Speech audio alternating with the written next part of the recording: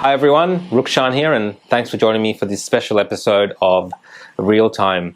Today I'm going to be discussing my journey documenting the police state.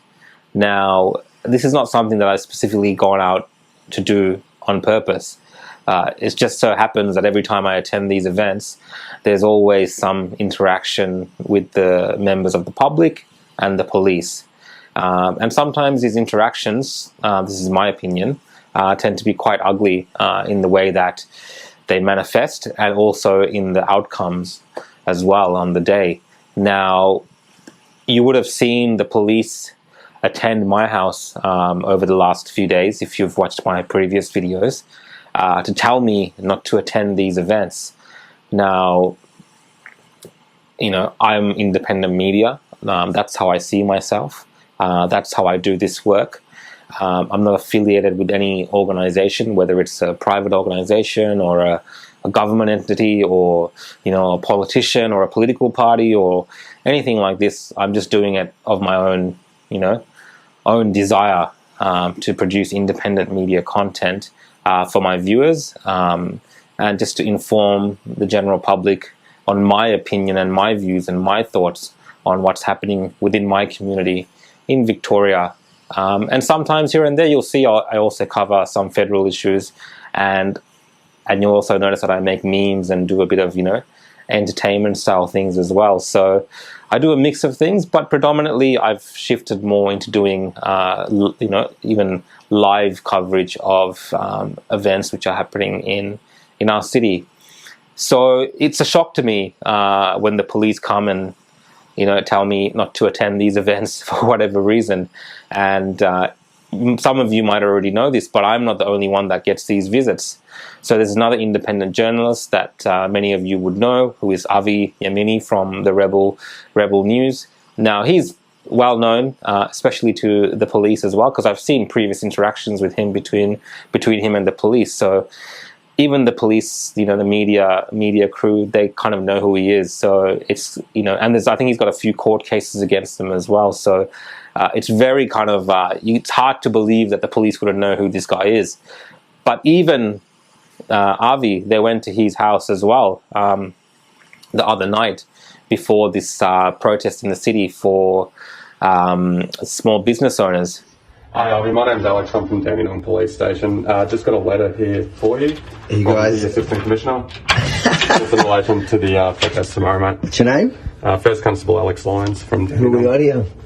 So this is a letter to, what's it about? It's in relation to the protest tomorrow, mate. Yeah, so what's the letter you're sending me from the Commissioner? The contents are for yourself to have a read. Why is he sending me letters? What's that? Why is he sending me letters? We've got several. What time is it? It is 8:30, mate. We've got several letters to deliver, so we're going to be off. Hold on, are you going to Channel 7, Channel 9, are you going to Channel 10's house tonight? No, mate, So why are you coming to my house to deliver me a message about a protest tomorrow? That's what we've been advised to do by the Commissioner. So he advised. Where are you from? Dandenong. We're all from Dandenong. You're from Dandenong. So the Commissioner asked you directly to come to my house, a journalist, and to give me a letter warning me what? I don't know. It's in there. You've got to read it, mate. That's all. The police are fully aware of what they're doing and who they're targeting. And they're specifically targeting media who are more independent, who are out of their control, who are not beholden to these kind of limitations that maybe, or these understandings Victoria Police might have with these larger media organizations. Because, you know, they didn't go to the houses of Channel 9. They didn't go to the houses of Channel 7 reporters, Channel 10 reporters. They definitely didn't go to the houses of ABC reporters. You know what I mean? Like, so they're not, you know, it's not a broad attack on the media and don't come to our events. They're fine for the media to come and cover these kind of protests, but they just don't seem to like the independent media being there.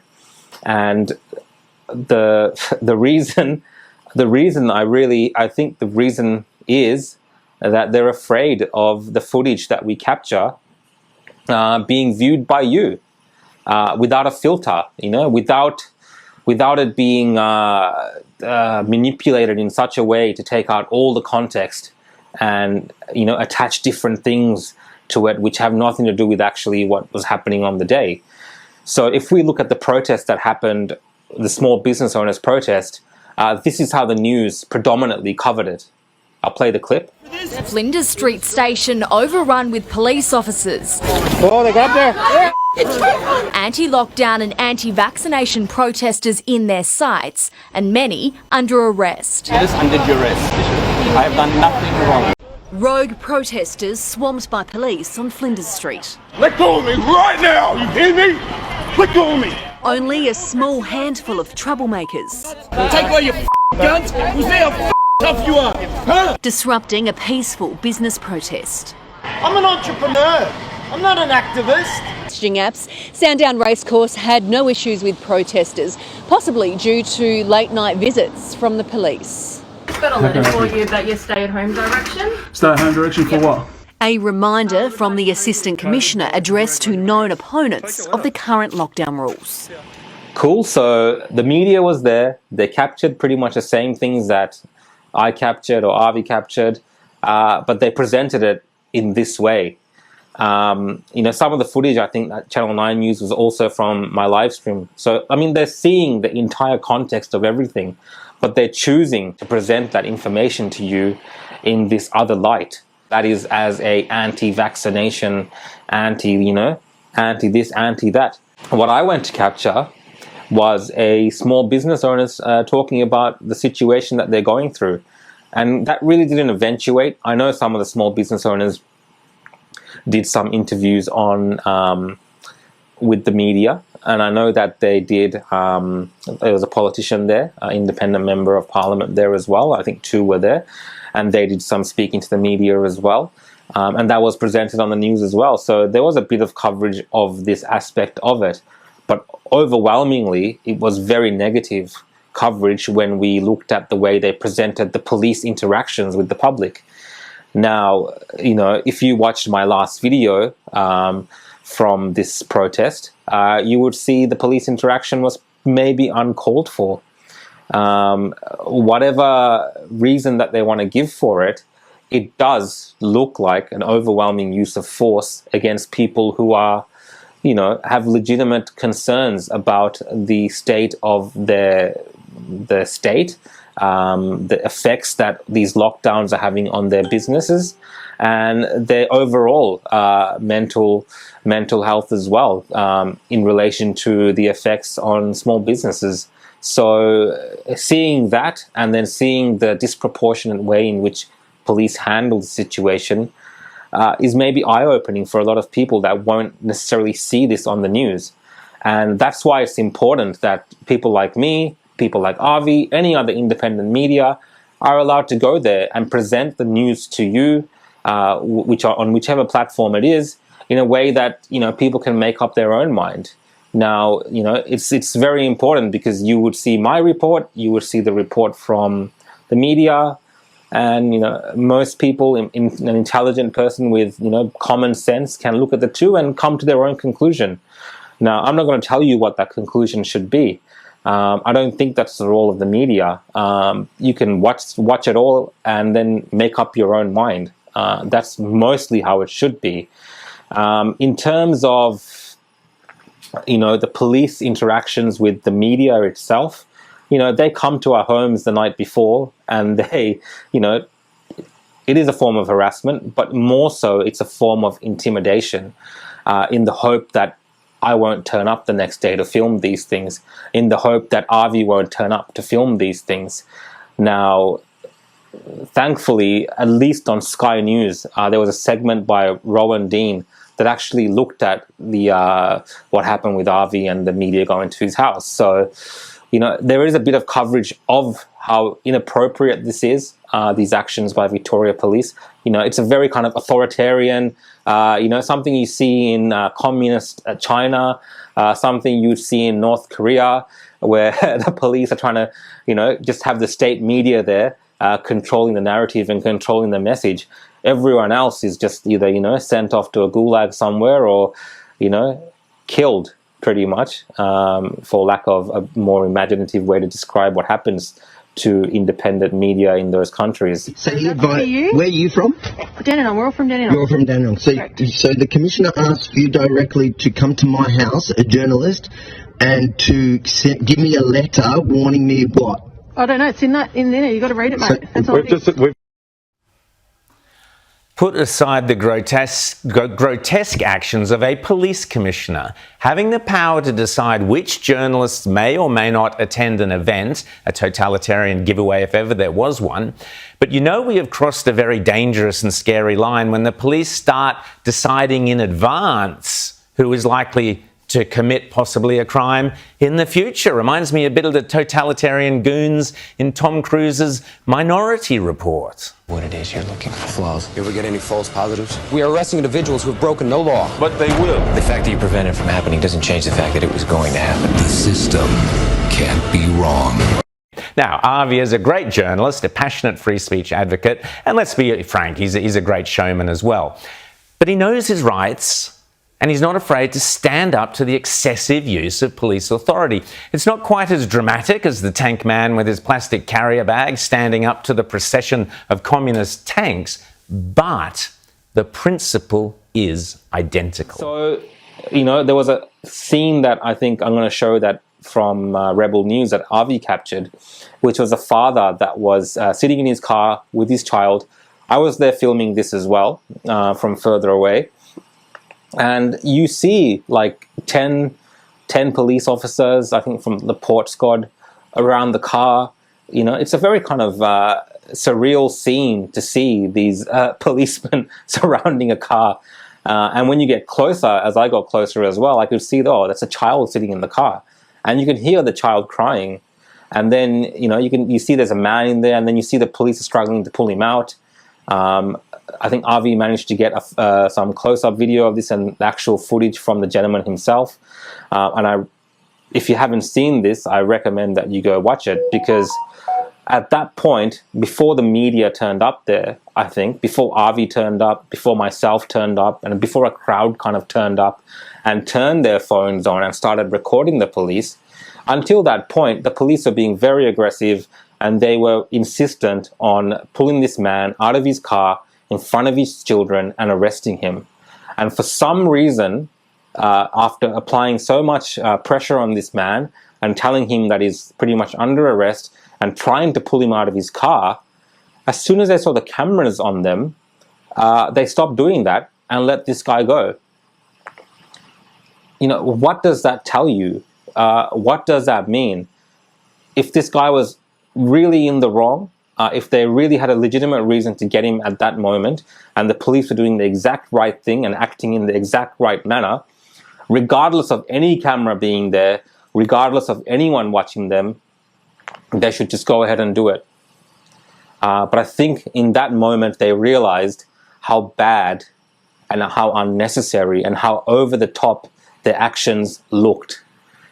To be pulling out a father from his car for not committing any crime, just because they think that his number plate is from, further than 10 kilometers out from the city, in that manner, with that excessive use of police power surrounding the car, it's something would have clicked to them that this is not going well. And this could turn really, really into a piece of really bad press for them. So they pulled back. And in many ways, I think that's why it's important that people film their interactions with the police and that independent media are there as well during these moments. Because when that was happening in the car, none of the other mainstream media people were too interested in, getting close and interviewing this guy or getting any of these kind of things. They weren't too interested in that. It's like they go there with like a set idea of how they're going to present this information. So, props to Avi for interviewing the guy straight after it happened, and, being there and getting in there and getting this kind of footage, because it's really invaluable for the audiences to see what's actually maybe going on. And same thing for me, when I'm filming certain interactions that the police are having with the public, at that moment, I'm not thinking, this is going to like look amazing and the police look so bad and all this kind of stuff. No, I'm not thinking that. I'm just like filming it for the sake of like, what is going on here? I need to capture this. I need to document this, and then present this to people, because the police, they have the responsibility to act in a professional manner, to act within the law. They receive training. They're paid to do this. They will often say, we're just doing our job. Okay, so this is the job. So within their job, there's restraints and limits on the way that they can behave. And so I'm just capturing that. They want to portray it maybe that we're interfering with them and making them look bad, and this is why we shouldn't be there because it's like a burden to them and all this kind of stuff. Stuff that that's not for them to worry about. The job that I'm doing with my camera, documenting this, the job that any journalist or any independent media do with their camera, or even a bystander, a witness when they're filming these things, is so crucial and so important to protecting certain rights that we have within our society. The excessive use of police power, the excessive use of police force in these kind of interactions with, general members of the public. This is not them surrounding a bikie gang or, surrounding some drug cartel. This is them surrounding small business owners. So the context is really important. So that is why I hit record. That is why I capture these things. And that is why, it doesn't matter how many times Mr. Cornelius, Assistant Commissioner of Police, or Shane Patton, or whoever it is from the Victoria Police that watches these videos, whatever it is, like, there is no point sending people to the homes of people like myself and other journalists who are really righteous in the work that they do, who are really passionate about the work that they do.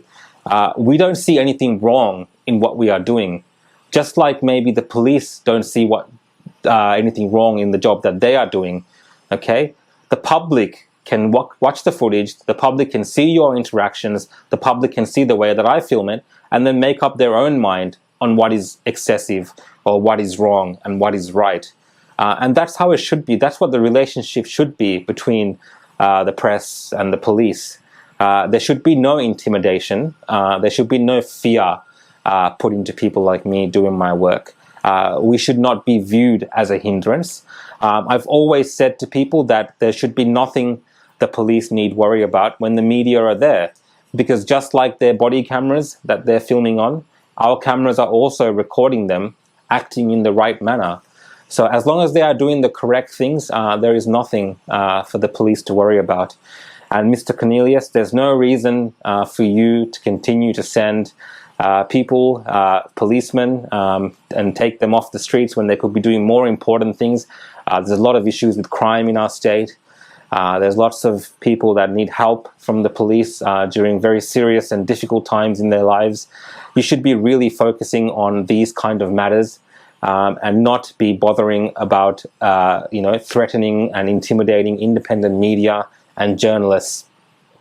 If you have any issues with the commands that you're made to do and the things that you need to make your police force do, please take it up with the government.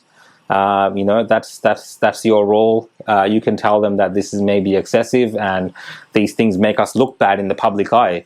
It is what it is. There's not much that I can do about that as an independent journalist. I'm just there to cover what is happening.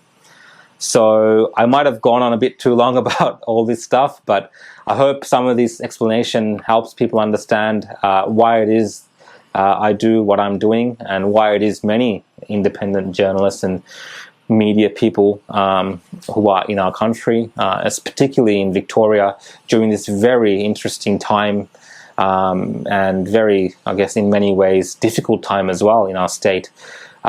Documenting what's going on is very important. Thank you, everyone, and thank you for the support always.